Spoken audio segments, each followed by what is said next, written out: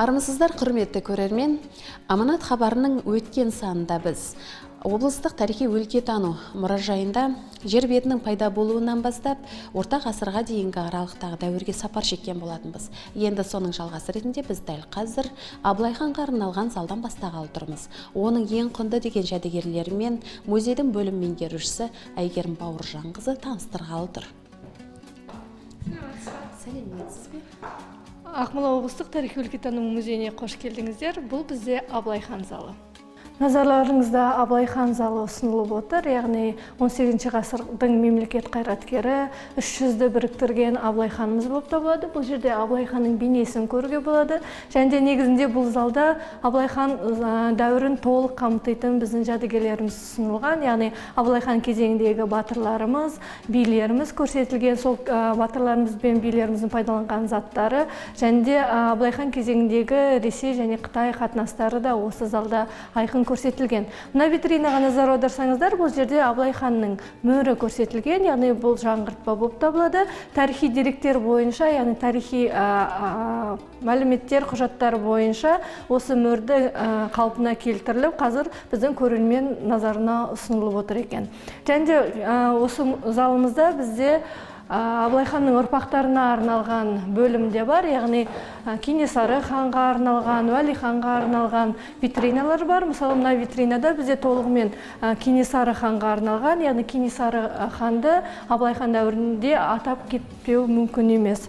Және де жерде Абылайдың үлкен ұлы Уәли ханның бейнесі көрсетілген, және де Уәли ханның мазары көрсетілген. Яғни бұл дегеніміз бұрын кезеңде мысалы хандарды, сұлтандарды Түркістан қаласында Қожа Ахмет Яссауи кесенесіне жерлеген болса, бұл Уәли хан бұл өзінің туған жерінде жерленген жалғыз хан болып саналады. Ал Әйгерім Бауыржанқызы, мына Абылай ханның ұрпақтарына арналған витринада төменде көрсетілген жәдігерлер шолпыны көріп тұрмыз, белбеу, олардың қандай қатысы бар, соған тоқталып өтсеңіз? Иә, бұл жерде шолпыны көруге болады. Бұл Абылай ханның ұрпағы Шоқан Уәлихановтың інісі Махметтің қызы Зейнекештің шолпысы болып табылады. Яғни бұл 19 ғасырдың соңына тиесілі, бұл түп нұсқа болып табылады. Яғни бұл ұрпақтарының біздің музей қорына тапсырған құнды жәдігерлерінің бірі болып табылады. Сонымен қатар бұл жерде Шоқан Уәлихановтың әкесі Шыңғыс Уәлихановтың да бейнесін көруге болады. Бұл кісі де Абылайдың ұрпақтарының бірі болып саналады. Және де келесі витринада бізде осы Шыңғыс Уәлихановтың шапанының түп нұсқасы көрсетілген. Яғни екінші Александр коронация кезінде осы Қытай жібегінен жасалған шапанды Шыңғыс Уәлихановқа тапсырған болатын. Яғни бұл алтын жіппен зерделеніп жасалынған құнды мата болып есептелінеді. Бұл шапан 19 ғасырға тиесілі. Осы 19 ғасырдан бастап осы шапанды ұрпақтары өз үйінде сақтап келген болатын. Кейінірек ұрпақтары осы жәдігерді, яғни осы шапанды болашақ ұрпаққа көрсету үшін біздің музей қорымызға тапсырып отыр. Жалпы Абылай хан туралы қызықты дерекке тоқталып өтсек, көне ақпарат көздерінде Абылай хан 1711 жылы туылған делінген. Ал бүгінгі зерттеушілер оны 1713 жылы туылды деп дабыл қағуда. Мәселен, халық жазушысы Мұхтар Мағауин өзінің қазақ тарихының әліпби атты кітабында ешқандай тарихи құжаттарда Абылай хан 1711 жылы туылған және 70 жыл өмір сүрген делінбеген. Қазақ халқының тарихи ауызекі әңгімелері бойынша ол 68 жыл өмір сүрген, оның 48 жылы билік басында өткен, ал алғаш ел арасында 20 жасында таныла бастаған делінеді деген. Абылай хан залынан кейінгі зал бізде этнография залы болып табылады. Яғни бұл жерде қазақ халқының тұрмысында пайдаланған ыдыс-аяқтарды, әшекей бұйымдарды, кілемдерді көруге болады. Мына инсталляцияға қарай келетін болсақ, бұл жерде біздің кілемдеріміз, яғни сырмақтарымыз, текеметтеріміз көрсетілген. Негізі музей қорында 50-ден астам кілемдер жинағы бар. Бұл жерде бірегейлері көрсетілген. Мысалы, ортаңғы бөлікте бітпес сырмағы көрсетілген. Яғни бітпес орысша аударатын болсақ, нескончаемый, незаконченный деп аталады.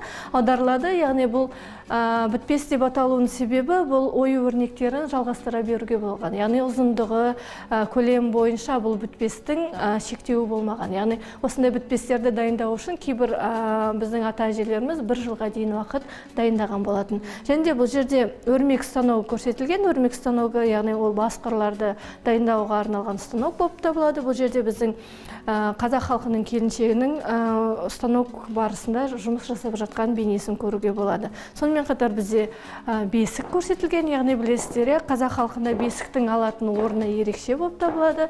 Бұл жерде, яғни бесіктің толық жинақтамасы көрсетілген, яғни бесік ол кішкентай сәбилерге арналған, қазіргі кезеңде тілмен айтатын болсақ, төсек орын деп айтуға болады. Яғни бесік арқылы біздің сәбилеріміз, яғни батырларымыз өскен, және де аналарымыз әлдилеп ән айтып, оның қазақ мәдениетінің, тұрмысының салт дәстүрлерін барлығын осы бесік арқылы насихатты десе артық болмайтын шығар. Бітпес сырманың жанында ілулі тұрған қомша кілеміне келер болсақ, бұл киіз кілем сырмақтардың көне түрі. Ол қомша қой жүндерінің табиғи түстерінен жасалған. Кілемнің ортасының ою композициясы қоңыр, сұр түсті кішкентай шаршылардан тұрады. Олардың ішінде әртүрлі қазақ рулар таңбаларына тәріздес ой өрнектер кестелеп тігілген. Жалпы бұл кілемді Ақмола облысының тұрғыны 1947 жылы тапсырған.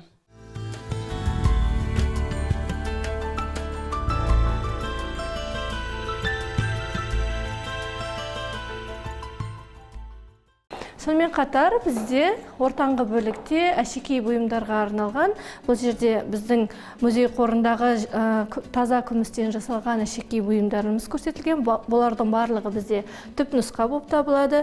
Негізі музей қорында 1000-нан астам әшекей бұйымдар қоры жинақталған. Бұл жерде бірегейлері көрсетілген. Яғни бірінші нөмірде шолпы көрсетілген. Шолпы ол білесіздер, қыз баланың шашына арналған бұйым болып табылады. Яғни шолпы арқылы қыз баланың бел омыртқасының түзу болуына, сонымен қатар оның әдептілігін байқауға септігін тигізіп отырған.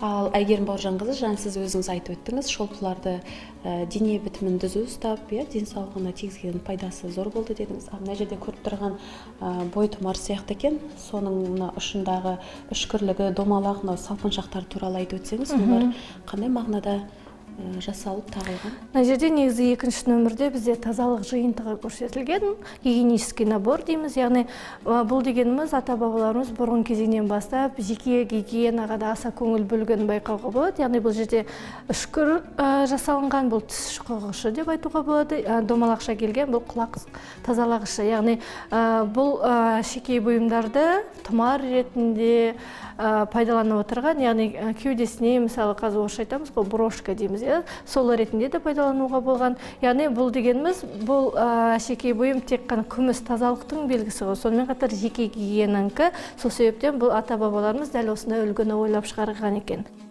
Этнография бөлімінен кейін 19 ғасырдың тарихынан сыр шертетін құтты жәдігерлермен танысқалы тұрмыз. Ол үшін музейдің кіші ғылыми қызметкері Айым Ескендірқызынан сұхбат аламыз. Сәлеметсіз бе, Айым? Сәлеметсіз бе? Мен сізді қазір 19 ғасырдың тарихымен толығымен таныстырамын.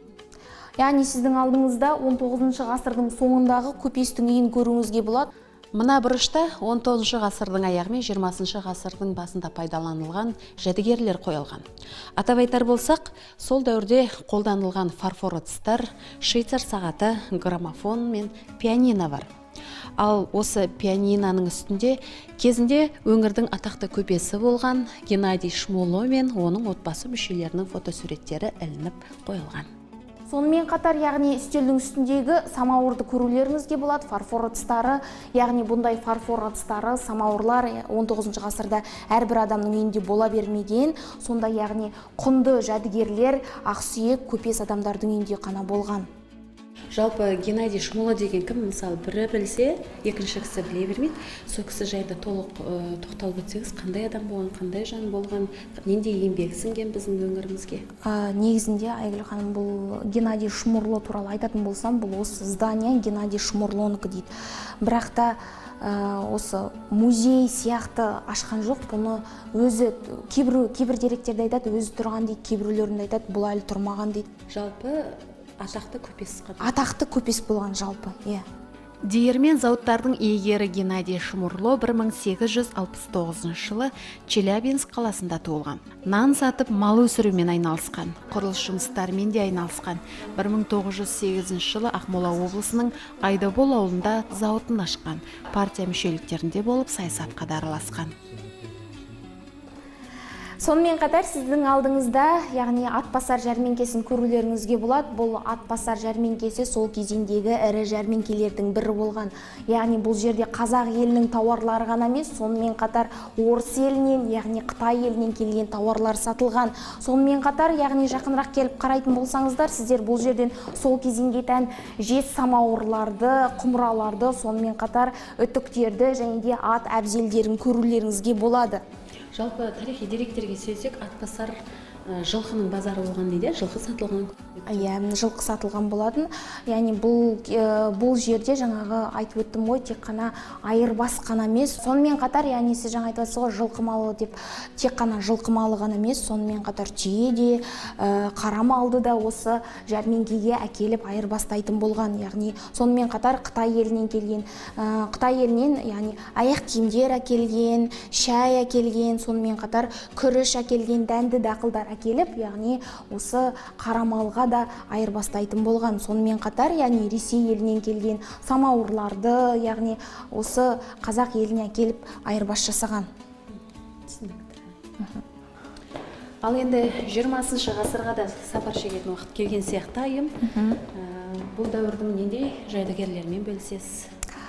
Негізінде 20-шы ғасырдың тарихы саяси оқиғаларға толы болды. Яғни мен сізді бірінші дүниежүзілік соғыспен таныстырғым келеді. Яғни бұл витрина бірінші дүниежүзілік соғысқа арналған, яғни сол кезеңдегі Ремингтон жазу машинасын, Наган револьверін және де сол кезеңге тән мылтықтарды, сонымен қатар неміс офицерінің шлемін көруіңізге болады.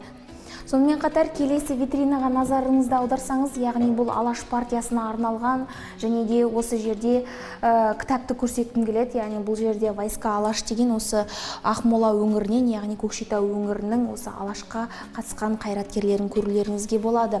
Сонымен қатар келесі витриналарға назар аударсаңыз, яғни бұл жерде 20-шы ғасырдың 20-30 жылдардағы Сталинді қуғын сүргінге ұшыраған, яғни біздің атақты тұлғаларымыз Сәкен Сейфуллинге, Зарап Темірбековке арналған. Сіздер бұл жерден 20-шы ғасырдың 20-30 жылдардағы Сталинді қуғын сүргінге ұшыраған, яғни атақты тұлғаларды көрулеріңізге болады. Сәкен Сейфуллинді, сонымен қатар Зарап Темірбековті, және де сіздер бұл жерден осы Алжирға түскен, яғни сол кезеңдегі Алжирдің тұтқындарының қолымен жасаған сөмкесін, сонымен қатар солардың киген аяқ киімін және де поляк тіліндегі намаз кітабын көруіңізге болады.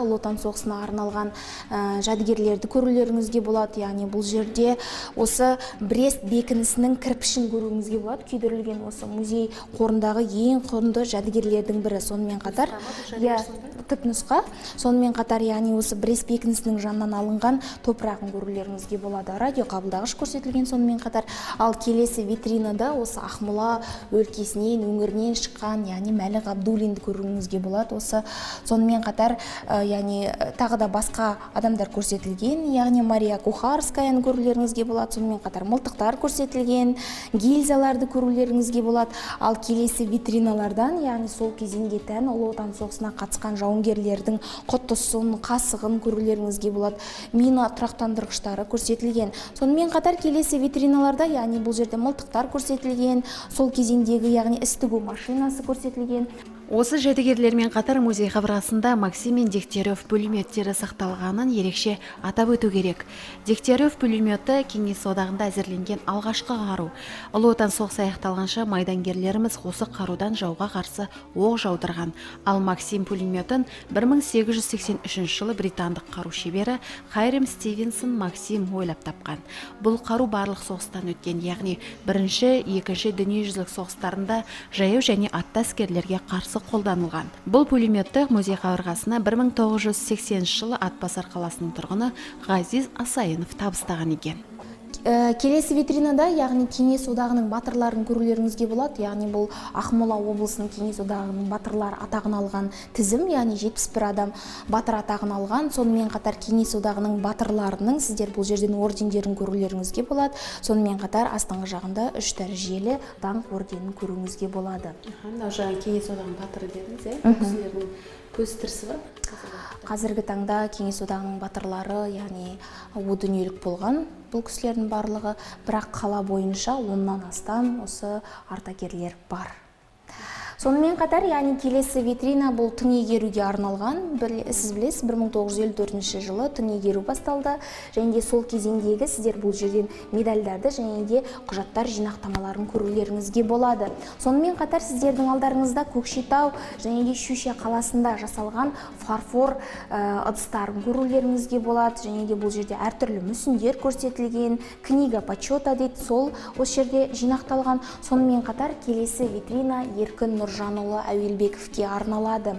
Еркін Нұржанұлы Әуелбеков 1930 жылы дүниеге келген 22 маусымда, яғни ол солтүстік Қазақстан облысы Ғабит Мүсірепов ауданы Жаңасу ауылында дүниеге келген. Сонымен қатар Еркін Нұржанұлының сіздер бұл жерде, яғни құжаттар жинақтамаларын, зерде ғылыми көпшілік журналында шыққан мақаланы көруіңізге болады.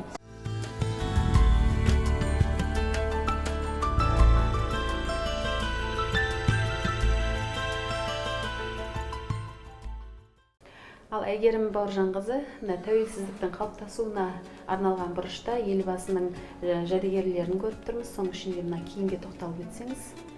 Бұл экспозицияда Нұрсұлтан Әбішұлы Назарбаевтың іскерлік киімінің түпнұсқа үлгісі көрсетілген. Бұл кісінің өзінің киген киімі болып саналады. Негізі бұл іскерлік киімді 2018 жылы осы музейдегі осы залда ашқан кезімізде Астана қаласында, яғни қазіргі Нұрсұлтан қаласындағы елбасының ұлттық кітапханасы сыйға тапсырған болатын. Сонымен қатар осы іскерлік костюммен қоса олар спорттық киім үлгісін де біздің музей қорымызға тапсырып отыр. Биыл біз Қазақстан халқының ассамблеясының 25 жылдығын тойлап жатырмыз ғой. Соған байланысты музей экспозициясында осындай ассамблеяға байланысты бір бұрыш арнап отырмыз. Яғни Қазақстан елі көп ұлтты мемлекет қой. Сол себептен бұл жерде бірнеше ұлт өкілдері мекен етеді. Бұл жерде осы елімізде мекен ететін ұлт өкілдерінің ұлттық киімдерінің үлгілерін көріп тамашалауларыңызға болады. Елбасы және тәуелсіздік залының соңғы бөлігі, яғни президентіміздің Ақмола облысына сапарына арналған. Бұл жерде мемлекет басшысы, яғни Нұрсұлтан Әбішұлы Назарбаевтың біздің өңірімізге келген іс сапарлары, яғни Алтындау, Көкшетау сияқты Мәлік Ғабдуллин музейіне келген іс сапарлары және де ардагерлермен кездесу сияқты іс сапарлардың фотосуреттерін көруге болады. Сондай-ақ бұл жерде кәсіпорындардан бөлек бізде спортқа да көп көңіл бөлінген. Бұл жерде Көкшетау қаласында орналасқан теннис орталығына байланысты жәдігерлеріміз айқын көрініс тауып отыр. Әйгерім Бауыржанқызы, бағана өзіңіз айтып өттіңіз, елбасының киімдерінің 2 түпнұсқасы сақталған деп музейлеріңізде. Соның бірі спорт киімі деген екенсіз. Мына спорт киімі сол кісінікі ме? Бағанаға айтылған спорт киімі міне назарларыңызға ұсынылып отыр. Бұл толығымен жинағы көрсетілген. Бұны да Нұрсұлтан қаласындағы ұлттық кітапханасы сыйға тартып отыр. Және де бұл бөлікте біздің қазіргі президентіміз Қасым-Жомарт Кемелұлы Тоқаевтың да Ақмола облысына келген сапарын көрулеріңізде болады. Яғни биыл өздеріңіз білесіздер, Жақсы ауданына, Атбасар ауданына және Көкшетау қаласына сапармен келген болатын. Бұл жерде іс-сапар барысындағы фотосуреттерді көріп тамашалауға болады. Ұлттық мәдениетіміздің бір тармағы ата-баба мұраларынан қалған тарихи мәдени жәдігерлер екен анық. Оларды зерттеп, дәріптеуде қазақ халқының тағдыры, мәңгілік елдігі, мемлекеттігі, баянды тәуелсіздігі сияқты асыл мұралар жатыр. Ендеше мәдениет ғылым ошақтарының бірі саналатын мұражайлардағы ұлттық құндылықтарға іңкәрлікпен назар аударып, әркім өз жерінің тарихы туралы білуі тиіс екенін ұмытпаған абзал.